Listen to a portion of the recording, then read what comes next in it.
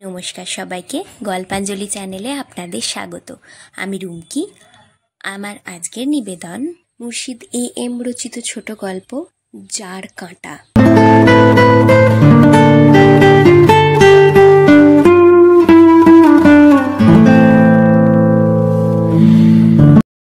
খবরটা কি করে যেন পৌঁছে গেছে হামিদার কানে। সোহরাব আসছে। তারপরই শুরু হয়ে গেছে খলবলানি। এক মনে গান গাইতে গাইতে নাড়া কাটছিল মাঠে। ও আর ওর চাচার মেয়ে সাবেরা, সঙ্গে পাড়ার নঈম গাজীর মেয়ে খতেমন। ফসল তুলে নিয়ে গেছে চাষি। পড়ে আছে যৌবনের থুতনিতে নতুন কেশ চিহ্নের মতো ধানের গোড়ার বিঘত খানেক টুকরো ন্যাড়া। সুর করে গাইছিল ওরা রূপবানের পালা থেকে, 12 দিনের শিশুর সাথে গো, ও দাইমা কেমনে হবে বিয়া গো, ও মোর দাইমা দাইমা গো। তালে তালে কাস্তে পচে পচে মাঠ হয়ে উঠছিল আরো সাদা মাটি সার। ভরে উঠছিল ঝাঁকা। আরো কিছুদিন যেতে দিয়ে মাঠে নামবে নতুন ফসল, মাসকলাই বিউলি। ছেয়ে যাবে সবুজে, মাঠের পর মাঠ, বাদার পর বাদা। তখন শুরু হবে ওদের কষ্টের। আকাশে রোদ্দুরের হলকা উঠবে ধুলোর গন্ধ মেখে। শক্ত হয়ে যাবে বাদার ঢেলা মাটি। থির থির কাঁপবে বাদার দিকের পেছন ফেরা গাঁ, নারকেল তালের সারি। এখনো কোথাও জমিতে জল আছে একটু আধটু, নাড়াগুলো কোনোটা ভিজে। ছোট ছোট কুনির ডোবার চারপাশে নাবাল জমিতে রয়ে গেছে জলের পাতলা আস্তর। দিনে দিনে তা হাত পা গুটিয়ে ডোবার ভেতর সরে যাবে। এখানেই কষ্টের শুরু। তার জমির মাটি শক্ত হয়ে গেলে, জল কমে এলে, কিংবা সবুজের আয়োজনে হামিদাদের কষ্টের শুরু হবে কেন?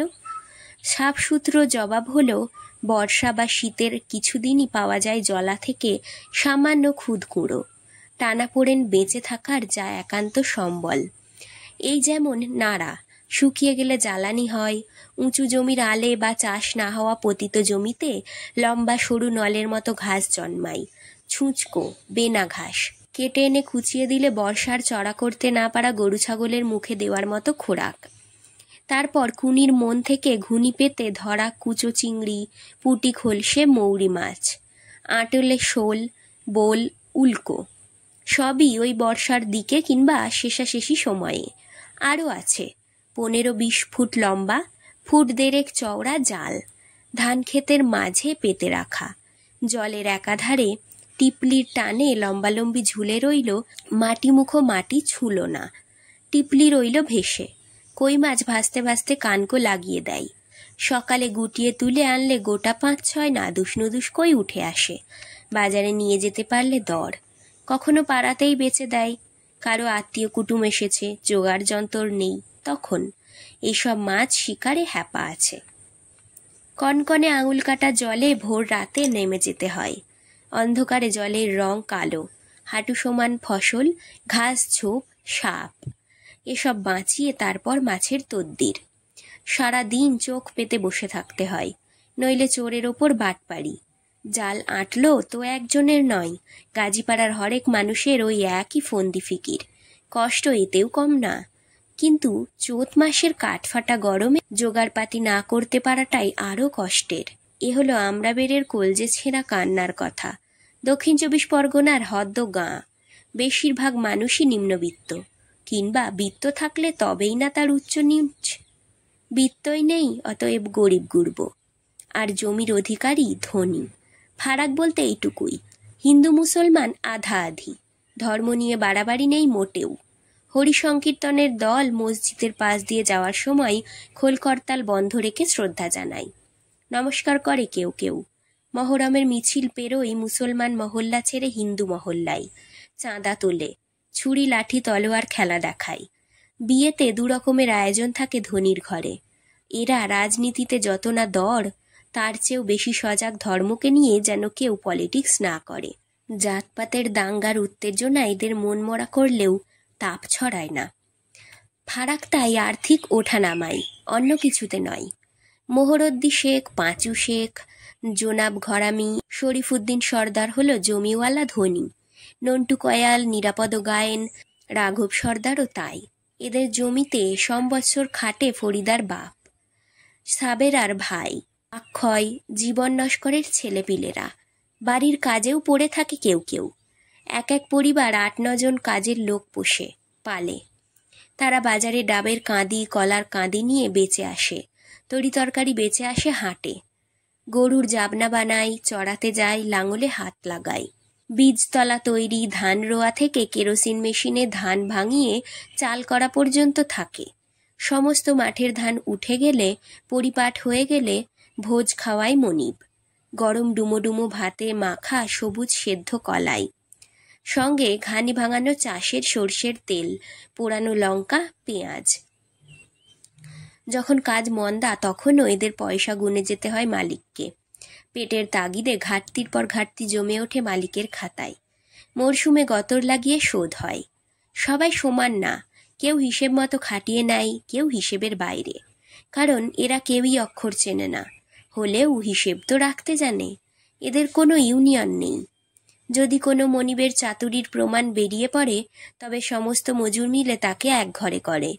এছাড়াও মজুরদের রোয়া বেশ সইতে হয় মনিবকে। কাজের ফাঁকে জলপানির একটু এদিক ওদিক হয়েছে কি কথা ওঠে। পাড়ায় পাড়ায় রটে যায় বদনাম, এমনকি চুরি করে ডোবাতে, জলাতে। মাছ ধরা নিয়ে, ঘাস কাটা নিয়ে আপত্তি তুললে একসঙ্গে রুখে দাঁড়ায় রশিদ গাজী, অচিরদ্দি গজিরা।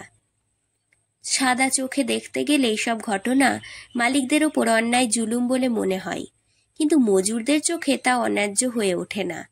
যাদের আছে তাদের কাছ থেকে সামান্য চেয়ে চিনতে কিংবা এক আধটু হাত সটকা করলে এতই কি কমে যায়? না, বিবেক বিবেচনা, চরিত্রের সততা, এসব বড় বড় কথাই ওদের বিশ্বাস নেই, মাথায় রাখা যায় না সব সময়। আবার এদের সাহায্য করেও দেখা গেছে, কাজে আসেনি।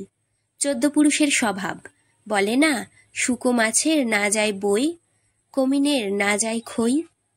সহজে মোছার নয়, ফলে চুরিচামারি হয়ে দাঁড়িয়েছে সম্মানের, যোগ্যতার এবং মানানসই হয়ে ওঠার চরম মাপকাঠি।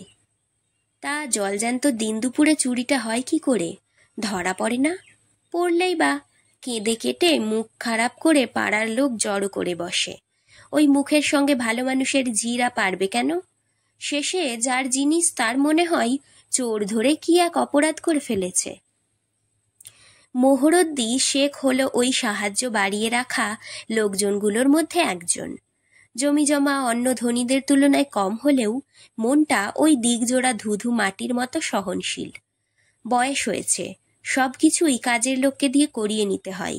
তাতে করে হিসেবের গড়বড় মেনে নেয়া, অজন কম সহ্য করা, জোর জবরদস্তি আনাজ তরকারি বাড়ি নিয়ে চলে যাওয়ার মতো ছ্যাঁচড়ামি সবই সহ্য।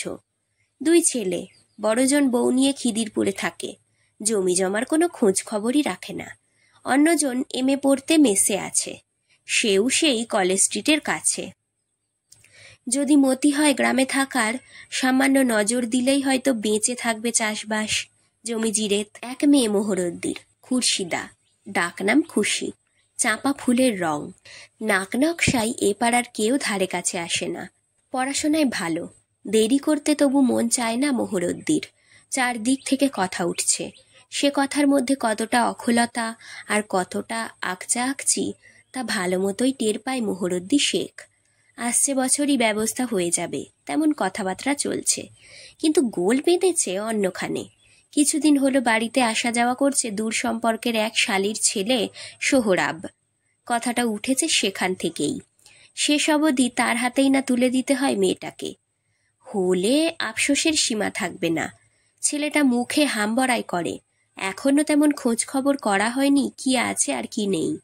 2 চাকার ফটফটি, মোটর বাইকে ধুলো উড়িয়ে আসে যখন, তখন কেই বা চোখ বুজিয়ে বসে থাকবে?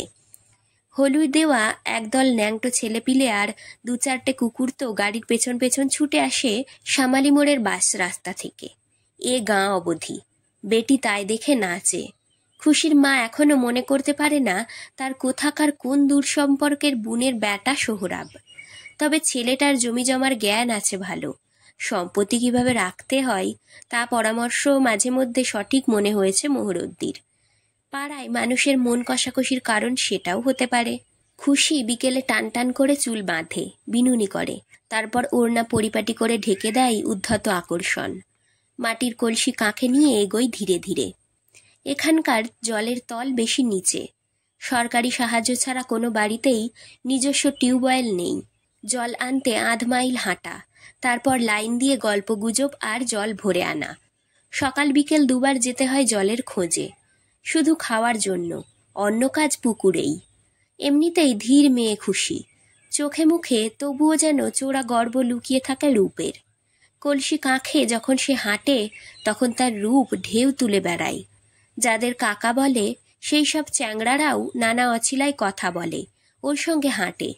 শান্ত খুশি তাতে বিরক্ত হয় না, সবার সঙ্গে তার খোলামেলা আলাপ। মোহরদ্দি এ নিয়ে সামান্য শাসন করেও কোনো ইতর বিশেষ করতে পারেনি। খুশি জানে যতই সবাই ঘুরঘুর করুক না কেন, আব্বার নামের দৌলতে সাহস হবে না কারো নোংরামি করার।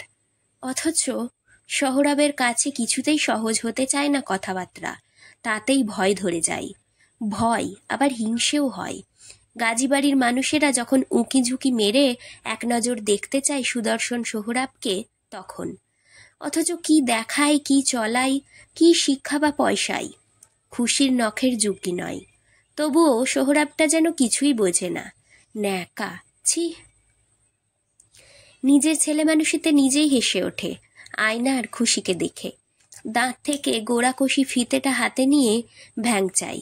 আর তারপরই কানে আসে মোটর বাইকের কটকট কটকট শব্দ। গান থামিয়ে ঝাঁকা হাতে উঠে পড়ে হামিদা। ছড়িয়ে যায় কুচি কুচি নাড়ার কিছুটা।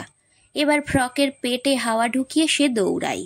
ফটফটিখানা পাড়ার ভেতর সেঁধোবার আগে পৌঁছতে হবে রাস্তায়। বাকুলের পেছন বাড়ে, গোয়ালঘরের মধ্যে নজর রাখতে হবে। শুধু নাড়াই না, ফেরার পথে ঘুনি আজরাতে হবে।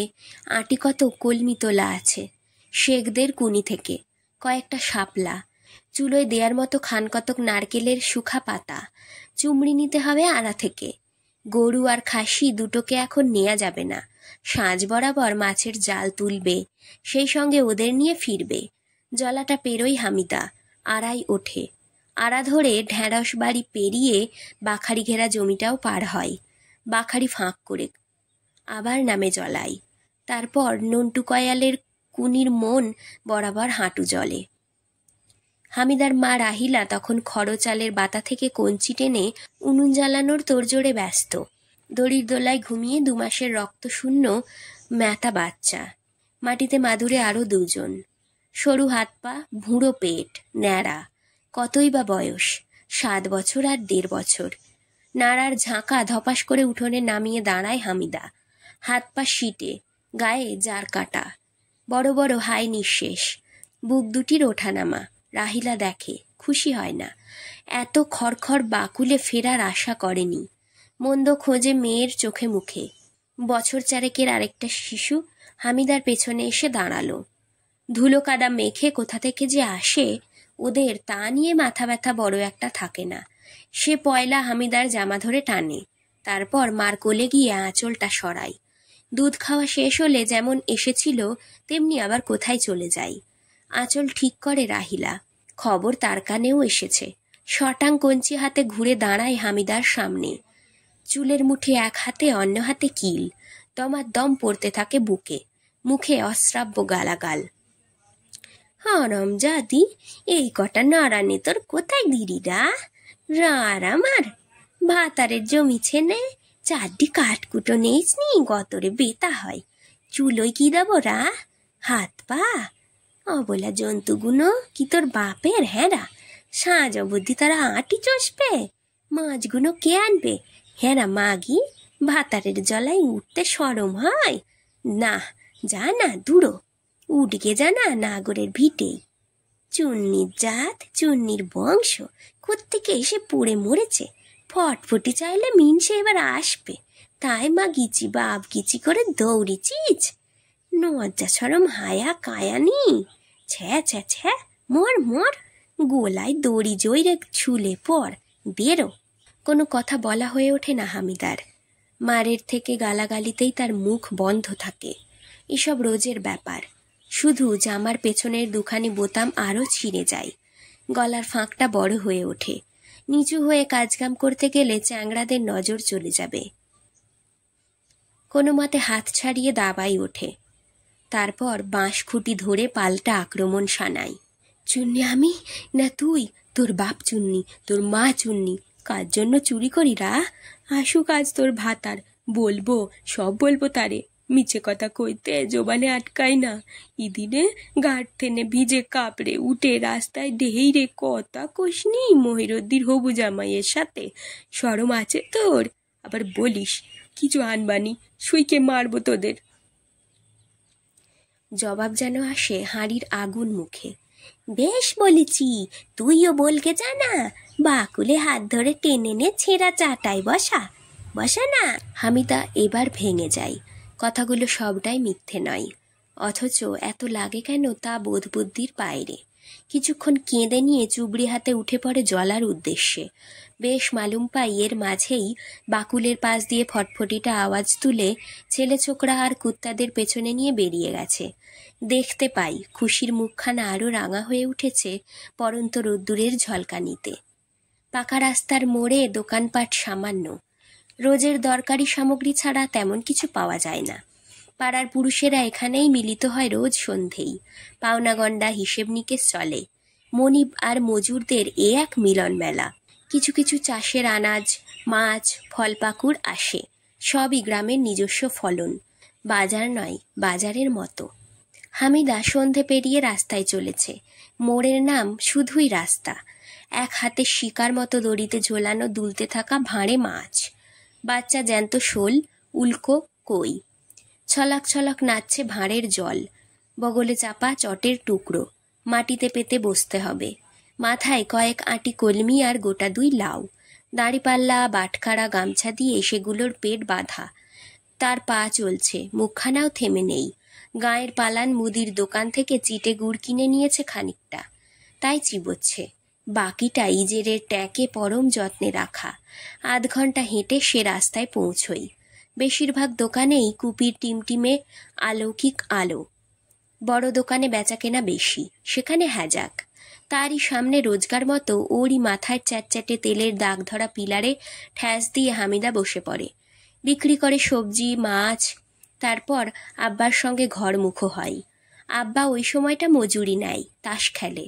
তারপর নেশা করতে যায় বিবির হাটে। ঘরে ফেরার সময় অবশ্য নেশাটা ঝরে যায় কিছু। অসুবিধা হয় না হামিদার। বেশি নেশা থাকলেও ঘরে নিয়ে যাওয়ার দায় তার। এসবে শিশুকাল থেকে ও এতই সড়গড় যে এটাই নিয়ম মাফিক জীবনযাত্রা, তা মেনে নিতে কোনো ধন্দে পড়েনি কোনো দিন। ঝামেলা বলতে একটাই, গাঢ় নেশা হলে আবল তাবল বকতে শুরু করে আব্বা, যার এতটুকুও বুঝতে পারে না। আবার সঙ্গী নেশারু হলো সুদর্শন কাকা। দুজনে বলাকাওয়া করে, হারামজাদা দেশের কিচ্ছু হবেনি, যত কথা সব কইবে শালা নেতার বাপেরা। সুমন্দি গরিবদের বলার রাইট নি। উত্তরে সুদর্শন বলে, রারের বেটাদের কাছে কিনতে যাও চড়া, আর চাষের সামগ্রী বেচতে যাও মন্দা। ফেলে রেখে পইছে, সারে সর্বনাশ হয়ে গেল কা। কলমি পড়ে আছে 1 আঁটি, শাপলা সবটাই। কিছু মাছ এখনো জলে খলবলে আওয়াজ ছাড়ছে। শোল, উল্কো এসব সস্তায় পেয়ে কিনে নিয়ে গেছে। কিন্তু বাকি মাছগুলো কেনার লোকজন বুঝি রাস্তায় আজ আসেইনি। রাহিলা বিবির ঝাঁটায় একটা কাঠিও নিটুট থাকবে না, সবই ভাঙবে ওর পিঠে। ভেবে সারা শরীর কাঁটা হয়ে যায় হামিদার। দোকানের হ্যাজাকটা দপদপ করে। সেই কাঁপা আলোর শিখায় হামিদার মুখ উথাল পাথাল। বুকের গুড়ুগুড়ু শব্দ শোনা যায়। আব্বার আসার সময় হয়ে এলো। আশপাশে হাপিত্তেস চোখ একবার বুলিয়ে যায় ভাবি খদ্দের খুঁজতে। হঠাৎ কোথা থেকে বুকের আওয়াজ যেন বাতাসে ভাসে, উঠে আসে রাস্তায়। মোটর বাইক চালিয়ে সোহরাব একবারে তার সামনে থামল। হাত ঘুরিয়ে পিঠের বোতামটা লাগানোর চেষ্টা করে হামিদা। চুলগুলো কি পরিপাটি আছে? গামছাটাকে বুকের মাঝ বরাবর ঠিক করে নেয়। জিভ দিয়ে ঠোঁট চাটে। হলদে কষ পড়া পায়ের নখগুলোকে লুকোবার চেষ্টা করে। জামাটাকে যতটা পারে হাঁটুর নিচে নামায়, পা ঢাকে। চড়চড় করে গায়ে ফুটে ওঠে জার কাঁটা। গুরু গুরু শব্দটা বুঝি বুক ফেটে বেরিয়ে আসবে সোহরাবের হাতে। এক ধরনের ভয়। সোহরাবের হবু শৌরের কুনির মাছ জানতে পেরে গেছে নাকি? হায় খোদা, কেমন এক সুবাস নিয়ে এসেছে সোহরাব। চারপাশ তার গন্ধে মাতোয়ারা। এগিয়ে আসে হামিদার দিকে। জিওল মাছ রয়েছে, সোহরাব বলে। হামিদা মাছ কথাটুকুই শুধু বোঝে, মাথা নাড়ে। সোহরাব সবগুলোকে ওজন করতে বলে। ফিরে যায় গাড়িতে। বক্স থেকে সিগারেট বার করে জ্বালায়। ছোট চটের থলিটাও বার করে আনে। হামিদা ওজন করতে গিয়ে ছড়িয়ে ফেলল। কয়েকটা কই পাল্লা থেকে লাফ দিয়ে মাটিতে। কানকো বেয়ে দূরে পালাবার মতলব করে। গুছিয়ে তুলতে হাত কাঁপছে হামিদার। কতবার কত মাছ নিয়ে ঘাঁটাঘাঁটি করেছে অনায়াসে। এখন কানকো ফুটে গিয়ে জ্বলতে লাগলো হাত। চটের ব্যাগে মাছগুলোকে উপুর করে দেওয়ার আগে সে বলে, এই বেগে কই মাছ যাবিনি গো, কানকুড়ো ঘষে পেইলে যাবে। সোহরাব চুপচাপ মানিব্যাগ বার করে। হাই আল্লাহ! হামিদা আবার চমকে ওঠে। কুটুমের ডোবার মাছ, পয়সা দেবে কি গো? কিন্তু মুখ ফুটে কিছু বলা হয়ে ওঠে না। ধরা পড়ার ভয়, অন্তত সোহরাবের সামনে। সে বড় লজ্জার। একবার ভাবলো বলে, নিয়ে যান গো, পয়সা লাগবে নি। কিন্তু যদি জানতে চাই কেন, তখন কি উত্তর দেবে সে? তাই হাত পেতে টাকা নিতেই হয়। সোহরাব চলে গেছে। পেট্রোলের গন্ধ কিংবা তার সঙ্গে মিশে থাকা সোহরাবের দেহের সুবাস এখনো বুক ভরে টানছে হামিদাকে। একখানা দীর্ঘশ্বাস নিল সে। তাতে স্বস্তির চিহ্ন নেই। চুরি করে সে, চুন্নি আর গয়না, টায়রা টিকলি। তবু এভাবে যার ধন, তাকেই বেচে পয়সা নেয়নি কখনো। টাকার বদলে সে যেন তার মান ইজ্জত বিকিয়ে দিল, তার অহংকার বিকিয়ে দিল, তার ঈমান বিকিয়ে দিল। হামিদা স্পষ্ট দেখতে পেল কই মাছগুলো লাল লাল পুরুষ্ট কানকই ভর করে চটের ব্যাগ পেয়ে ওপরে উঠে যাচ্ছে, আরও আলো বাতাসের দিকে।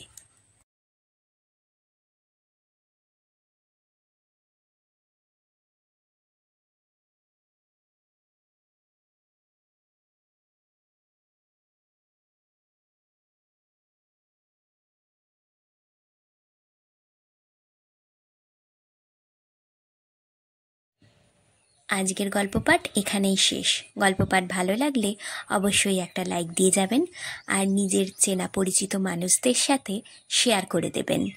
আর আজ যারা নতুন আমার চ্যানেলে, অবশ্যই সাবস্ক্রাইব করবেন। আপনার একটি সাবস্ক্রিপশান আমাকে আরও অনেক নতুন গল্প পড়তে অনুপ্রেরণা যোগাবে।